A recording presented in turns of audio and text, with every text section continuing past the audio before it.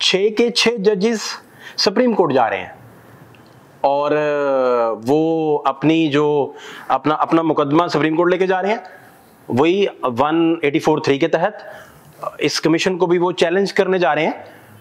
और ये बात मुझे पाकिस्तान के सबसे ताकतवर तरीन जो शख्सियत हैं वो मुझे बता रही थी, और मैं आंख नहीं झपक पा रहा था उनसे ये बात सुनते हुए।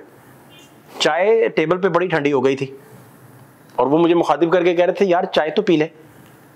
तो मैं महव था उनकी बात सुनने में। उन्होंने मुझे कहा कि यार ये 6 के 6 जज जा रहे हैं सुप्रीम कोर्ट, और ये मैंने पूछा कि ये काजी साहब से मिलने गए थे? उन्होंने कहा जी गए थे। कहाँ मुलाकात हुई थी? उन्होंने कहा काजी साहब के घर मुलाकात हुई थी। मैंने कहा क्या डिस्कशन हुआ था? इस ताकतवर शख्सियत ने मुझे बताया कि काजी साहब ने इन 6 जजेस के सामने कहा यू स्टैब्ड मी, आपने मेरी कमर पे छुरा घोंपा है। मैंने कहा ये किस कॉन्टेक्स्ट में बात हुई होगी? उन्होंने फिर कहानी सुनाना शुरू कर दी, बात बताई सारी। मैंने कहा इनमें से कोई जज रिजाइन करने जा रहा है? उन्होंने कहा नॉट एट ऑल। मैंने पूछा कि इनमें से कोई जज बैकफुट पे जा रहा है? उन्होंने कहा नॉट एट ऑल। अपने कंटेंट से कोई पीछे हट रहा है? उन्होंने कहा नॉट एट ऑल। मैंने कहा फिर ये क्या करेंगे? उन्होंने कहा कि ये पिटीशन फाइल करेंगे, फिर और भी बार्स की तरफ से और इंडिपेंडेंट लोगों की तरफ से पिटीशंस आएंगी। मैंने कहा पिटीशन का कंटेंट क्या होगा? उन्होंने कहा ये बड़ा अच्छा सवाल है आपका। पिटीशन का जो कंटेंट होगा उसमें सबसे बढ़कर मैं आपको कंटेंट समझाने से पहले, उन्होंने मुझे कहा कंटेंट पिटीशन का बताने से पहले मैं आपको ये बता दूं कि काजी साहब जो हैं वो फुल कोर्ट के कहने पे शहबाज शरीफ को नहीं मिले थे। मैंने कहा फिर? उन्होंने कहा उसमें अतर मनीला साहब ने,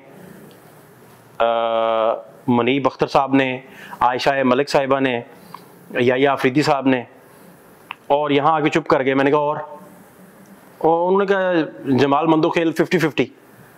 ये सारे चाहते थे कि ये मामला जो है वो जुडिशरी और सुप्रीम कोर्ट जो है इसे टेकअप करे, वो सारे ये चाहते थे। तो मैंने कहा फिर काजी साहब जो मिले जाके मंसूर अली शाह साहब के साथ, जो सीनियर मोस्ट हैं उनके साथ, तो वो शहबाज शरीफ साहब से मुलाकात का वो क्या चक्कर बना? उन्होंने कहा फुल कोर्ट ने तो नहीं कहा था, और फुल कोर्ट में अतर मनीला, मुनीब अख्तर, आयशा मलिक, याया अफरीदी और जमाल मंदोखेल ने तो बिल्कुल नहीं कहा था, और बिल्कुल भी ऐसा नहीं था। तो ये हाँ, उन्होंने कहा जो पिटीशन आप पूछ रहे हैं उसका मवाद क्या होगा, कंटेंट्स क्या होंगे, उसमें इस्तदा ही ये की जाएगी कि काजी साहब और मंसूर अली शाह साहब हैं, वो चूंकि एग्जेक्टिव्स को मिल चुके हैं तो वो इस बेंच का हिस्सा नहीं बन सकते, तो इन ग्राउंड्स पे वो इस बेंच में ना बैठे। मैंने कहा बेंच का फुल कोर्ट की अपील की जाएगी कि फुल कोर्ट बनाया जाए या क्या करेंगे आप लोग? उन्होंने कहा जी ये फुल कोर्ट की इस्तदा है, लेकिन 3 भी बैठ जाएं तो ठीक है। मैंने कहा इससे क्या मुराद है? उन्होंने कहा यार मुराद ये है कि बात चले ना आगे, बात आगे चलनी चाहिए। फिर उन्होंने बताया कि इनमें से सारे क्लियर हेडेड है इस वक्त। उन्होंने एक जज का नाम लिया, उन्होंने कहा कि वो आमिर फारूक के पास गए थे, जो इस्लामाबाद के चीफ जस्टिस हैं इस्लामाबाद हाई कोर्ट के, और सारे जजों की मौजूदगी में उन्होंने कहा था कि फिर हमें गोली मार दे। इस ताकतवर शख्सियत ने मुझे बताया कि ये 6 के 6 जज कहते हैं कि वो सरेंडर नहीं करेंगे, वो पीछे नहीं हटेंगे, और वो किसी लम्हे भी इसका जो भी कीमत उन्हें अदा करनी पड़े। इनके लफ्ज थे, मैं एक भी लफ्ज अपनी तरफ से ऐड नहीं मैंने किया, एक लफ्ज भी मैंने अपनी तरफ से ऐड नहीं किया। उन्होंने कहा जो भी वो कीमत उन्हें अदा करनी पड़े वो इससे पीछे नहीं हटेंगे। मैंने कहा पिटीशन कहां तक पहुंची है इनकी जो फाइल होनी है? उन्होंने कहा आप चंद दिन इंतजार कर लें, और बाकी मैंने कहा क्या तय हुआ सारा? उनका बाकी सारी चीजें तय हैं, लेकिन बहुत सारे लोग समझते थे कि ये, मैं क्या वो फिर जो कमीशन बना है उसका क्या करेंगे? उसने कहा नहीं, उस कमीशन को भी हम चैलेंज कर देंगे, जो तसद्दुक जिलानी वाला कमीशन है वो भी चैलेंज हो जाएगा। इनकी पिटीशन इन पर्सन चले जाएगी काजी साहब के सामने। जब काजी लड़ा करते थे इनके लफ्ज थे, जब काजी लड़ा करते थे तो अब उनके सामने 6 काजी और खड़े होंगे जो लड़े होंगे। तो मैंने कहा वो क्या बात जो आपने कहा कि मेरी कमर में आपने छुरा घोंपा है। उन्होंने इसका फिर मुझे बहुत डिटेल आंसर दिया, जो शायद फिर कभी हम आपकी खिदमत में रखेंगे और उस पर और ज़्यादा डिस्क्रिप्शन देंगे। मेजर डेवलपमेंट है स्टोरी में, बहुत अहम डेवलपमेंट है कि 6 के 6 जजेस जो हैं वो अपना मुकदमा इन पर्सन सुप्रीम कोर्ट में वो लड़ने जा रहे हैं 184(3) के तहत ही। और उसके साथ और भी इंडिपेंडेंट लोग जो हैं बार्स, कुछ इंडिपेंडेंट लोग भी वो भी पिटिशनर बन के सुप्रीम कोर्ट के पास चले जाएंगे।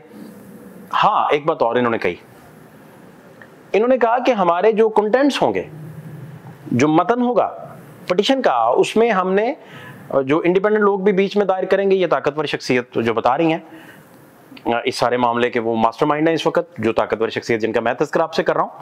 उन्होंने कहा कि ये मैं आपको बताऊं कि ये जो कंटेंट हम देंगे इसमें हम बेंच के सामने, सुप्रीम कोर्ट के सामने, बेंच 1 के सामने भी बात करेंगे जब ये केस दायर होगा कि काजी फायज ईसा जो हैं वो 3 साल की एक्सटेंशन लेने जा रहे हैं। तो हम ये कोर्ट में भी उनके सामने भी ये चीज़ें उनके रूबरू ये हम लोग जो हैं वो रिकॉर्ड पे ले आएंगे। तो ये अहम तरीन डेवलपमेंट है जो आपसे डिस्कस कर रहे हैं। और इनमें जो अतर मिनल्ला हैं, मुनीब अख्तर हैं, आयशा मलिक हैं, या आफरीदी साहब हैं और जमाल मंदू खेल का उन्होंने कहा ये 50-50 हैं। ये 50% चाहते थे कि हाँ जुडिशरी से हम खुद टेकअप करें, बाकी कमीशन के हक में थे या अदरवाइज। और मैंने पूछा ये फिर शहबाज शरीफ से मिलने का फैसला, उन्होंने कहा ये काजी साहब की मोस्टली बकौल इनके काजी साहब की अपनी जहन की इख्तरा थी।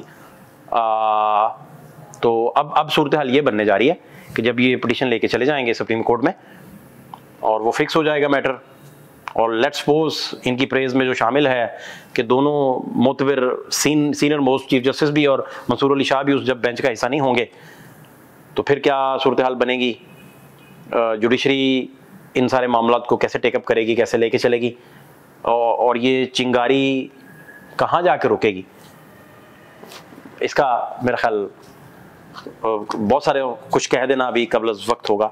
फात शहबाज खान को इजाज़त दीजिए, अल्लाह ने के बाद।